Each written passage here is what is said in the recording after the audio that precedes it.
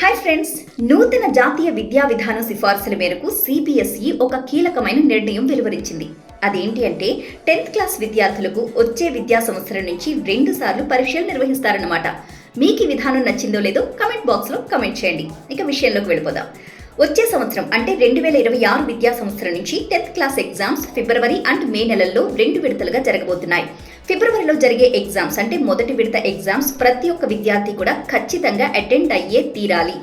మేలో జరగబోయేది పూర్తిగా మీ ఇష్టం, కంప్లీట్గా ఆప్షనల్. అది ఫిబ్రవరిలో మీరు రాసిన పరీక్షల యొక్క ఫలితాలు ఏప్రిల్ నెలలో వచ్చేస్తాయి. సో మీరు ఎగ్జామ్ ఫెయిల్ అయినా ఇంతకంటే బెటర్గా నేను స్కోర్ చేయగలను అని మీకు అనిపించినా, ఒక అటెంప్ట్ చేద్దాం మళ్ళీ ఏమైంది అని అనిపించిన మేలో మళ్ళీ మీరు నిశ్చింతగా పరీక్ష రాసుకోవచ్చు. మరి ఒకవేళ ఫిబ్రవరిలో ఎగ్జామ్స్ కంటే మేలో ఎగ్జామ్స్ రిజల్ట్స్ తక్కువ వస్తే ఎలా అన్న డౌట్ మీకు వస్తుంది కదా. ఎస్, ఏ పరీక్షలో ఫలితాలైతే బాగా వచ్చాయో ఆ రిజల్ట్స్ని తుది ఫలితాలుగా పరిగణిస్తారు. సో ఎలాంటి భయం అక్కర్లేదు.